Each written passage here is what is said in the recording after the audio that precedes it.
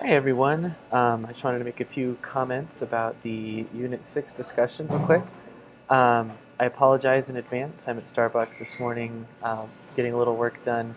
Um, I'm going to go on a run with my wife. We're working on 10K training, so before I actually go into the office, I was getting a head start on things. So that's where I'm at. In terms of your Unit 6 discussion, I very much enjoyed reading that, and I wanted to thank all of you for your hard work on the discussion board this semester. I really can't believe that we're kind of there. We're winding down. Unit 7 is all about the Camilla Townsend book, Malvinson's Choices. So please look over Unit 7.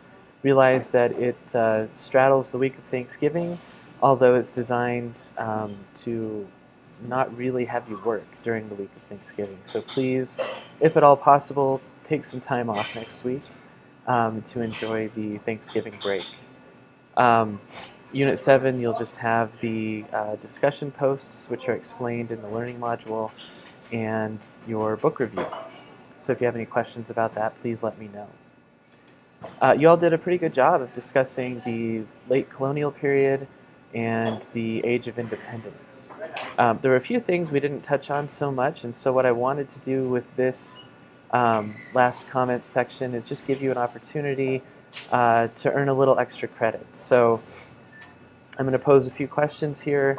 I'm going to post this video in the announcements and in the Unit 6 discussion forum as well, so it'll be there as the final post titled End of Unit 6 Discussion or something like that.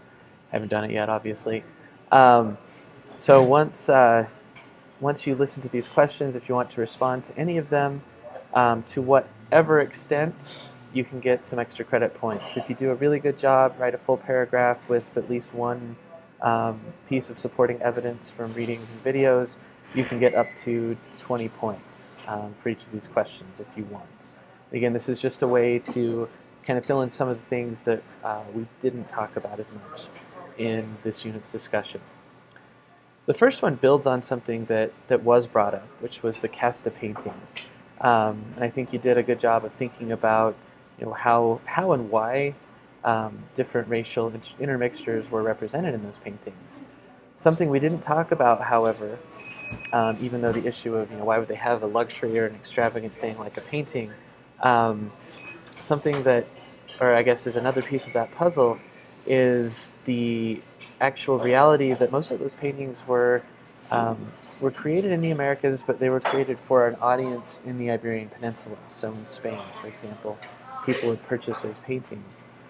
Why do you think that was the case? What might that add to our understanding of the casta paintings and what they say about race and ethnicity in the late colonial period? So there's one question option. Second, we didn't talk a lot about the Bourbon reforms or the Pombaline reforms in our discussion forums. So what were those, and what issues were they meant to correct? So that's the second option. What were the Bourbon and Pombaline reforms? What issues were they meant to correct? Third is the issue of the Enlightenment and the Age of Revolutions. And this is, again, something we brought up, but there are other ways to sort of flesh it out. So what kinds of ideals were Enlightenment ideals, and what kind of influence did they have on Latin American independence movements? And then the fourth question builds on that one. Why were the independence movements in Mexico and Peru specifically conservative? Why weren't they built on those liberal Enlightenment ideals? What kind of led them in a different direction?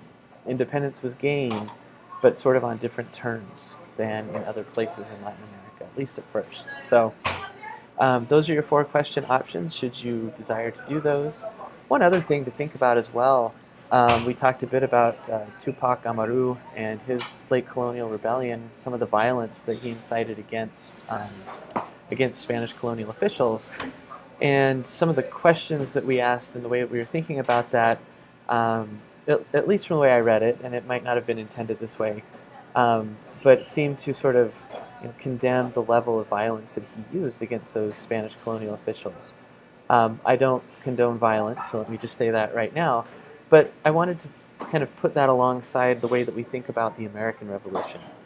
I think something that we don't always know or don't always think about was that the colonists, the patriots, enacted a lot of that kind of violence against the British colonial officials who collected taxes. Um, they threatened to hang those officials that continued to collect taxes. Many of them fled out of terror for their lives. They tarred and feathered British officials. So there was that kind of regular violence against British colonial officials leading up to the American Revolution. But why don't we think of that? Or why don't we hear about that element of the American Revolution, at least in our sort of pop culture ways of thinking about it? And how does that also make us think then about what was going on with Tupac Amaru?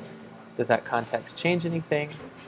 Is this kind of violence ever justified? If so, why or why not?